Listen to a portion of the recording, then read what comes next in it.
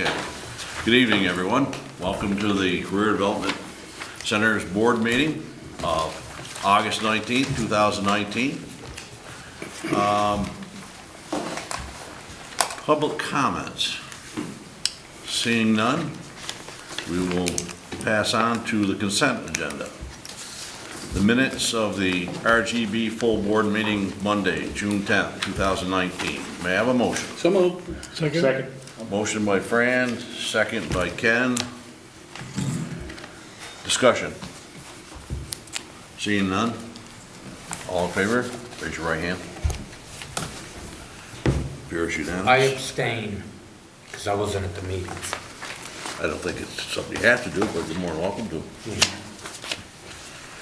Payroll warrants, 1,053, 1,054, 1,055, 1,000, 1,001, 1,003, 1,005. So moved. Franny moved. John second. Discussion. Seeing none, all in favor, raise your right hand, please. Appears unanimous. Vendor warrants, 1,056, 1,002, and 1,004. So moved. Franny moved. Leon second. Discussion.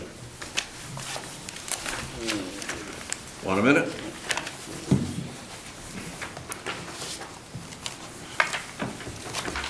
Don't see any hands being raised. All in favor, raise your right hand. Appears unanimous. Okay, there is attached, I think, seems we went back to the paper trail. There's a story behind it. Cash flow sheet. There's also revenue and expenses. I believe you'll find them attached.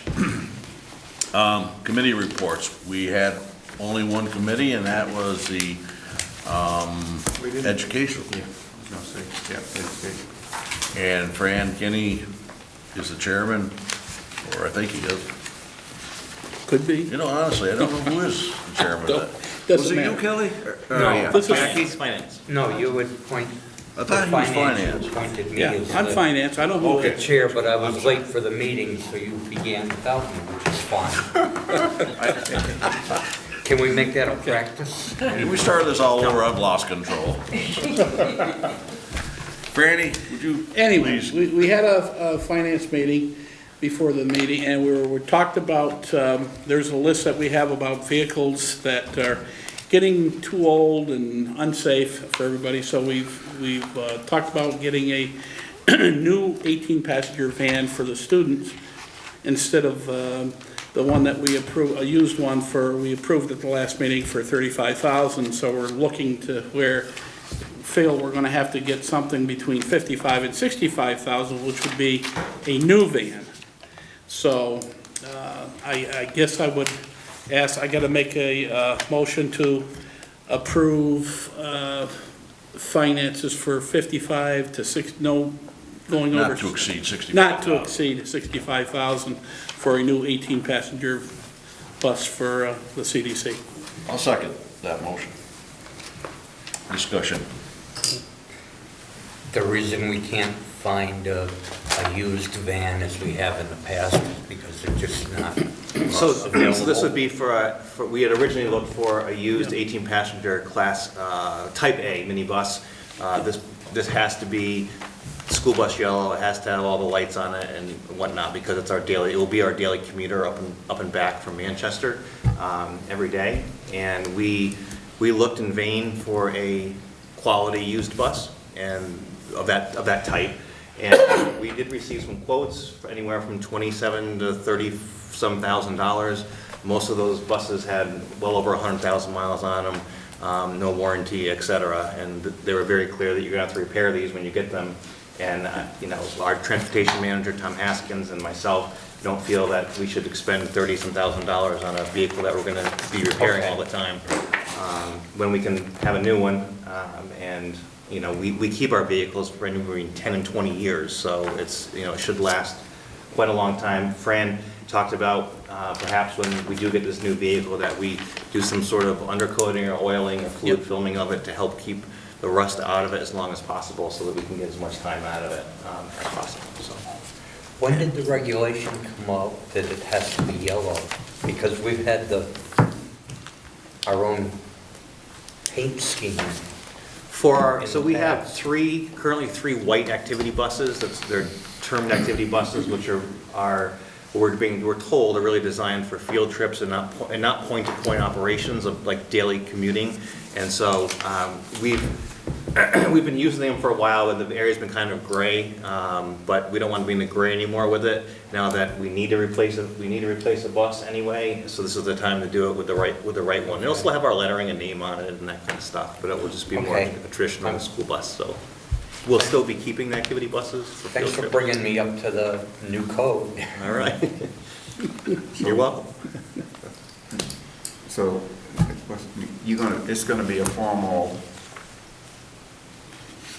bid thing Yes, it'll going go out to out, bid, yes. so that we can all see Yes. it, you're gonna, Yeah, we'll put an RFP out yeah. this week. Will this, one more question, will this make the same run every day? Yes. Would it be cheaper to contract that out? It will not be, because we get transportation reimbursement. Okay. From the Agency of Education to do that, so. Understood. Thank you. What's the process for getting rid of old vehicles when the time comes? We have sold them in the past outright. We've also traded in the past, for the buses that we are getting rid of, they have little to no value anymore. And sometimes we just have them, give us something for them. Yeah. So that, we can get them out of here. We do keep them, they're not unsafe, but they're on their last legs, but we would not put students in a bus that Tom did not feel was safe. So, we do constant repairs on them, and, yeah. So we don't do them like we do equipment, have the opportunity to go out to other technical centers and so forth. First bid, one of the requirements was that when we had certain things, we bought it, certain money. Depends on what money was We expended, have to yeah. go out to other technical centers first before we can go to the public on it. Yeah, Yep. yeah. Thank you. Most centers wouldn't want these buses. You're welcome. Any other discussion? So the motion was to allow us to spend up to $65,000 on a new bus. It was seconded by me. Discussed. So, all in favor, raise your right hand, please. It's unanimous. Okay. Okay, I think we can go on to action items. Take these one at a time? Yes, please. Okay. First nomination in the packet tonight on paper is for business manager. We have been looking for a while, and before I make this nomination, I would like to thank Kathy Vosberg for serving as our interim business manager since January. She's done an incredible job. We've had a tough time, I think, finding just the right person to take the job, and I'm confident that we've done that. But I want to say thank you, Kathy, for keeping us afloat on your own, for the last several months. It's been a lot of hard work, so thank you. Thank you. So the nomination is for Rebecca Tattersall. This will be replacing Stephanie Mulligan and Kathy Vosberg as interim, but Kathy will still be here with us in her former role. I think happy about that. Yes. So we received, we actually advertised this position twice. And so this round, there were 7 applicants received, 3 interviewed, you can see there. Becky Tattersall, not to be confused, has been with us for the last 3 years as our business management instructor. Not to be confused with business manager now. Becky has 32 years of experience in education and in accounting and finance, et cetera. You can see it there. She started last week, 2 weeks ago, just kind of getting her feet wet. And we're very happy to bring Rebecca Tattersall tonight as business manager.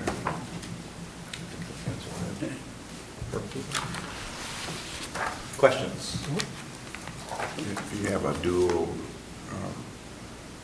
business manager instructor or something, I think. Did I Let's say get that? there. We'll get there, I Oh, think, okay. next. I Yep. believe. Okay. We need a motion on this, Fran? Yes. Or, Mike? I'll move it. Second. Franny moved it, Ken seconded. Any further discussion? Is she gonna be still teaching at all? No. Or No, just she- full-time full-time business. businessman? Correct. Okay. Any further discussion? Seeing none, all in favor, raise your right hand. It's unanimous. The next nomination is for our business management instructor. You cannot be confused with business manager. Although earlier today I was like, which one? So this is for Kristen Barrett. She will be replacing Becky Tattersall in the business management program. That also includes, remember, the coursework for this coming school year, which includes your personal finance, the business short block classes, computer applications, Microsoft Office. So there's not just a business program, it's those classes that were offered at MAU previously until some retirements, and so those are being taught this year. So it was critical for us to find a qualified instructor to teach those programs and those classes. So it's for Kristen Barrett. She has her bachelor's degree in business administration from MCLA. She has worked at the Vermont Country Store, former owner of East Road Variety, and a commercial loan analyst. We received 9 applicants. 2 were interviewed in this round. She has 7 years of experience. How about a motion? So moved. Second. Ken moved, Lean second, discussion. Seeing none, all in favor, raise your right hand. It's moved. Unanimous. All right.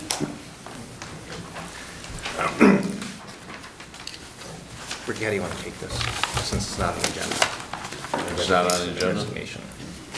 Came in this morning. I don't know how you do it, to be honest with you. So- I would personally do it, but it may not be according to Hoyle.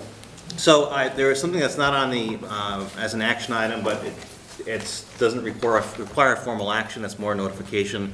I did receive a resignation this morning. I'll read it to you here. It says, "Dear Mike, I'm submitting my formal resignation effective August 23rd, 2019. Since 1999, I have been privileged to impact hundreds of students and contribute to the field of CTE in a variety of ways. Having spent decades of my career at the CDC, I've had countless opportunities to hone my teaching, leadership, and organizational skills. My departure is profoundly bittersweet.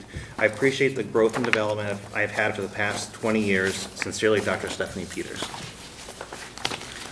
So I would like to take this opportunity, before there's any action, to thank Stephanie for her 20-plus years of service here to the CDC and our community. Stephanie serves on several boards. She has been our union representation here for the teachers for a long time, and taught human services here at the CDC for many, many years before moving into the guidance position 3 years ago. So I'd like just to thank her for her service here to the district.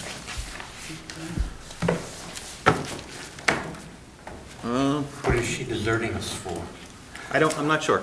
She didn't say. Okay, so that's pretty much it with action items. We already did the bus approval, increase in amount. So we're up against the superintendent's report. All right. So good evening, everybody, again. Welcome to the RGB meeting and our August meeting, and school starts in a week from today. Teachers are back on Monday, and students return to the building on Wednesday and Thursday of next week. I'm not sure where the summer went to, but it's over already. Just want to kind of give you an update of what we're doing for professional development for the first. There's 2 in-service days, professional development days this year. And so on Monday, next Monday, Linda Jackson, who, as you've heard me talk about her before, our school consultant, she's agreed to come back again from Kentucky this year. And she is going to lead a 1.5-day professional development with our teachers. This year's theme is we're going to be creating some interdisciplinary and cross-program teaching. So for example, she's going to work with instructors to create some co-teaching models. For example, business management and culinary arts, maybe law enforcement and pre-law, law enforcement and automotive. So there's, in our NEAS report, one of the things that was talked about was having more time to cross-teach in our programs, and it's something that teachers have asked for. And so it's the first time we've actually formally done this. It happens a lot throughout the center, but not formally. So Linda will be working with the teachers on that all of Monday. And then half a day Tuesday, doing a workshop on developing effective advisory committees for our programs, recruiting new members, how to be successful with the advisory committees, and how they can help advocate for programs and students. So, and then another half a day is reserved for teachers to work in their classrooms, and then we'll see students here in the hallways on Wednesday. So, a lot happens in the summer here at school. People say, what do you do in the summertime at school? Well, there's a lot of planning that goes on for the fall and for the school year. And, you know, one of the things that I would like to say thank you to, I don't think that they hear it enough, is the incredible maintenance staff here at our facility. And, you know, I did a count today. If anyone's ever moved before, you know how much fun that can be. So I just counted today alone in the CDC, the maintenance staff emptied out 40 rooms in this building, cleaned them, waxed them, stripped them, shampooed them, and reset them all. 40 plus rooms in the building. That does not include the hallways or anything else that if you walk in here, you know, they're ready for school to open. They're as shiny as they'll ever be. And that is some very hard work to do all that in this hot weather all summer long, and always doing the best that they can.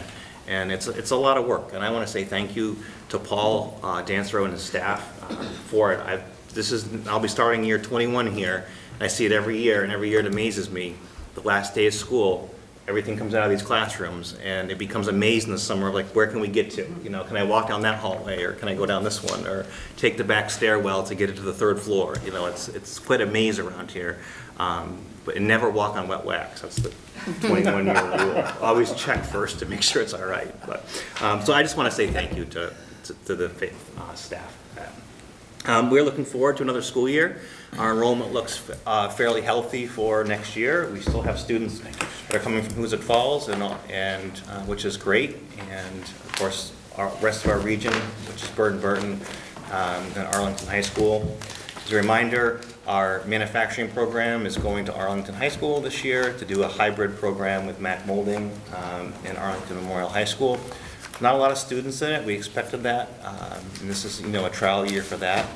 We have some other classes being co-taught with the high school, or with MAU, excuse me, for next school year, which includes robotics and design with Doug Paddock and Adam in our manufacturing program. There's a lot going on. You know, and I look forward to reporting to you after the first month of school and things get started here. So it's been a good summer. It has seemed very short, and I know that the teachers are looking forward to coming back on Monday. That's what I have. Oh, that's pretty quick. I see it says something about executive session. We don't need it. We don't need it? We don't need it. Well, then I'd entertain a motion to adjourn. So moved. Second. Randy made the motion, Ed made the second. Anybody have any further discussion? Nope. All in favor, raise your right hand and get out of here. See ya.